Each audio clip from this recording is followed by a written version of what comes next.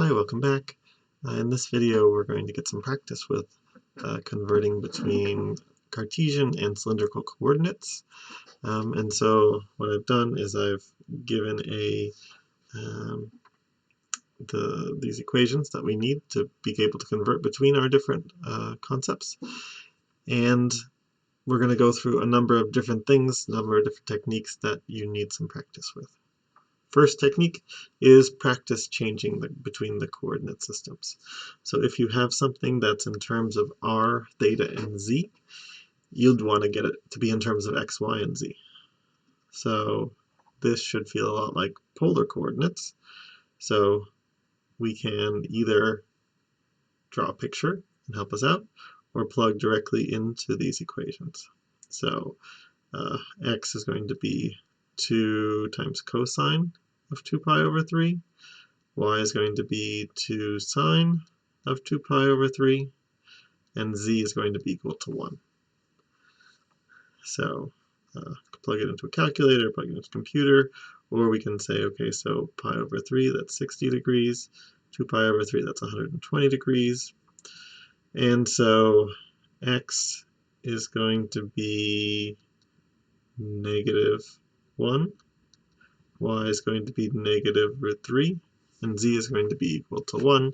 So the x, y, z coordinates would be negative 1, negative root 3, 1. Similarly, you might, only the x is negative. The y is a positive value. Sorry about that. The x, y, z, if we have the x, y, z coordinates, what would that be in cylindrical coordinates? Well, we have x is plus 3, y is negative 3, z is 7. So z we keep to be 7. And now we're looking at this. Let's put this in the xy plane, where we go positive x, negative y. So this, because this is positive 3, this is negative 3, then what we know, this is negative pi over 4. The angle and the distance here, this is a 1, 1 root 2 triangle. So we get that r is equal to 3 root 2. Theta is equal to negative pi over 4. And z is equal to 7. So this is basically just converting to polar coordinates and then tagging along the z. Alright, the next thing we might want to do is we might want to identify the cylindrical coordinate equations when we're given them. So r equals 2. We should be thinking, in polar coordinates that was a circle, but now we have the additional z bound to it, and so r equals 2 becomes a cylinder, because z can be anything. We can also have things like z is equal to r squared, so that's what z is equal to x squared plus y squared, and so we should recognize this as a paraboloid. And then we have this, where we get x squared plus y squared minus 2z squared is equal to 4. And so that's one of our hyperboloids. So remembering what each of these converts into, and then taking your r values and replacing those with the x's and the y's. One thing we can do is we could use Mathematica to help us to plot these equations. So if you're able to convert them into a form that we're already used to, then you'll be able to use the techniques that we've already used. But let's say we have something that looks like z equals r squared. We didn't remember how we could plot that. So the thing we can go do is we can use Mathematica. So first I have Mathematica is going to be able to do those conversions that we talked about earlier. So if we say these are our equations for what is r, theta, and z as a function of x, y, and z. So if you plug in what our x, y, and z were, so x is equal to 3, y is equal to -3, z is equal to 7, and we evaluate that, we get exactly the same equation that we had before. And then these are the conversions between r, theta, and phi, and then x, y, and z. And so if we specify that r was supposed to be 2, theta was supposed to be 2 pi over 3, and z was equal to 7, then that's going to give us what the coordinates are in x, y, z land. And similarly, if we had this expression where we wanted to start with an x, y, and z, and we wanted to get this only in terms of r and theta, we can use this same type of rule to simplify an equation. So if we saw x squared plus y squared, that's the same thing as r squared. So now let's talk about plotting. To do plotting, I've actually gone over to, there's no built-in command to do a cylindrical plot in Mathematica. So I searched online, I found somebody who had come up with this equation. Let me see, the name W-H-U-B-E-R, W. Huber, has come up with a nice function that you specify what the function is, you specify the range on r, this range on theta, and it will then plot what the function is in cylindrical coordinates. So this was a beautiful example.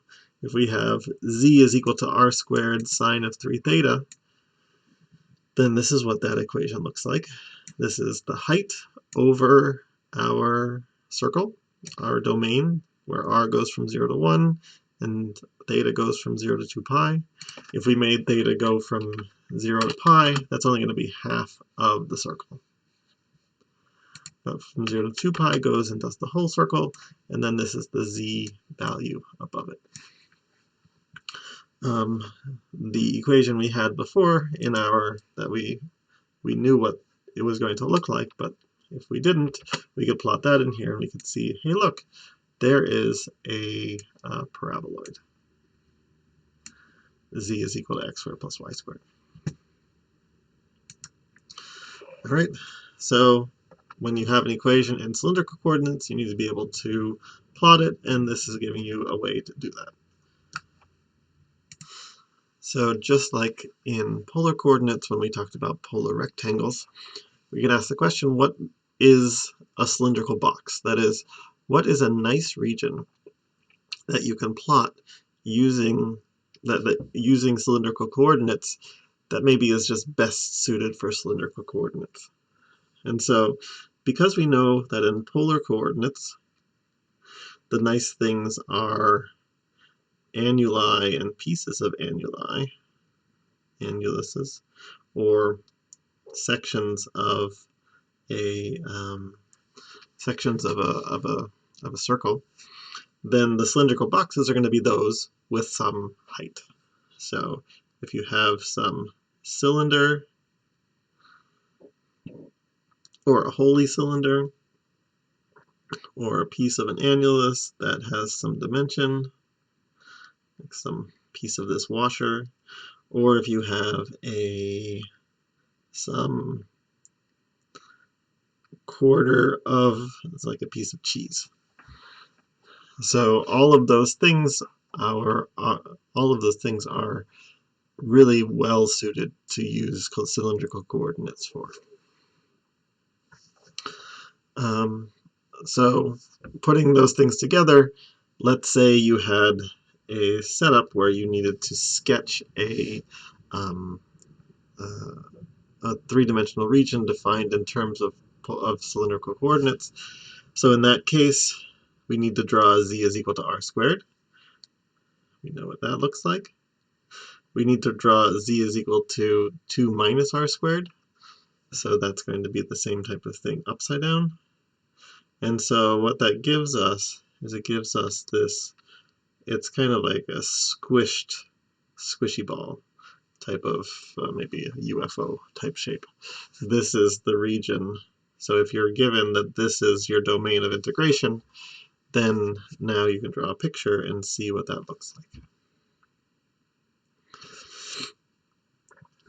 All right, so that's identifying what happens with cylindrical coordinates. And then you might also want to convert to cylindrical coordinates.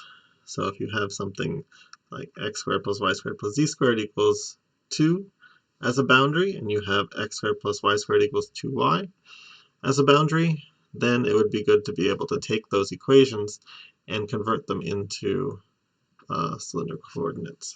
So in this case, we'll be using r squared equals x squared plus y squared.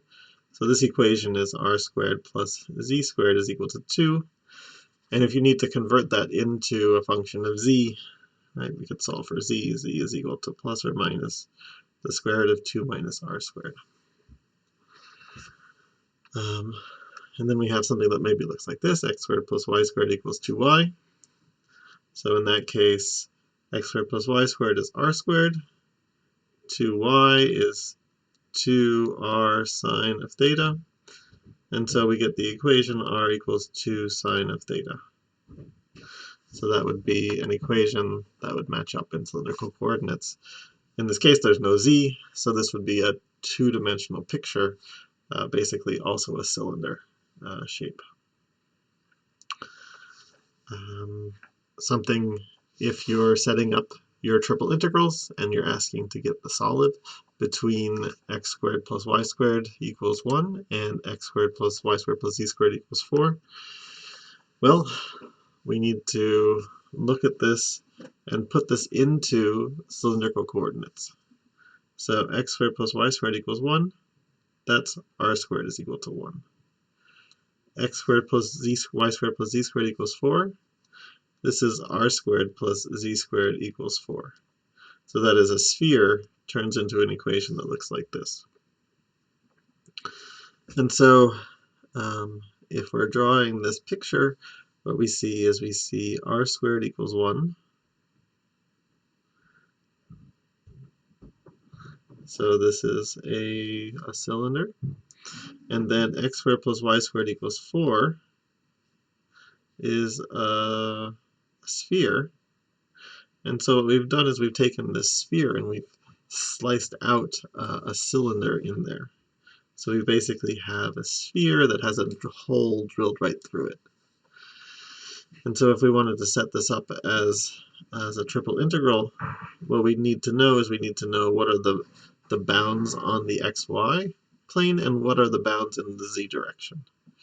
So if I'm going to draw this, I'm going to say, okay, so the projection onto the r theta plane gives us an annulus, where r goes between 1 and 2, and theta goes between 0 and 2 pi. And then the question is, for anything there, what's the upper and lower bound of the z direction? So in this case, it's defined by this equation, which is r squared plus z squared equals 4.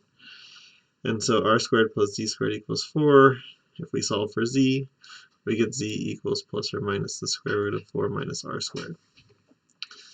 And so that means that we have z goes between negative square root of 4 minus r squared and positive square root of 4 minus r squared. And then if we were integrating and finding center of mass or finding some information there, these would be the bounds of r, theta, and z in cylindrical coordinates. All right, one more thing. Let's say you're given a triple integral and it has these three equations that tells you what x, y, and z are as a function of each other. The question that this type of setup where you see a whole bunch of circly things, you see a lot of x squared plus y squareds, that's a clue that you're going to want to convert it into cylindrical coordinates. So if you're given these bounds that you read off of a triple integral, and you'd like to convert that into cylindrical coordinates, then draw the picture and convert it to cylindrical coordinates. So what we see here is we see x, so in the xy plane, x goes from -2 to 2, and y goes from negative square root of 4 minus x squared, which is a circle, to positive square root of 4 minus x squared. So the domain in the xy plane is a circle.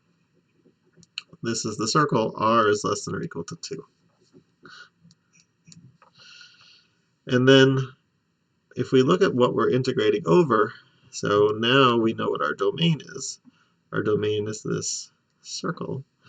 We see that we have an upper function of z is equal to 2, and we have a lower function of z equals square root of x squared plus y squared, or z squared equals x squared plus y squared, which you can recognize as a cone. And so what that's telling us is we have this region here that above our point in the domain, we have a lower bound and an upper bound. Well, in this setup, this z, now we know, goes between r and 2. And so what that means is we can write down the triple integral over this region as the integral from r goes from 0 to 2, the integral over theta goes from 0 to 2 pi, and the integral where z goes from r up to 2. And so when we see an equation that looks like z is equal to r, or z is equal to some constant times r, so z equals k times r, what we should notice is that's going to be the shape of a cone. So z is some constant times r is the shape of a cone. All right, so that's a wide variety of things you might want to be able to do with cylindrical coordinates. Let's do the same thing with spherical coordinates, but in the next video. All right, see you shortly.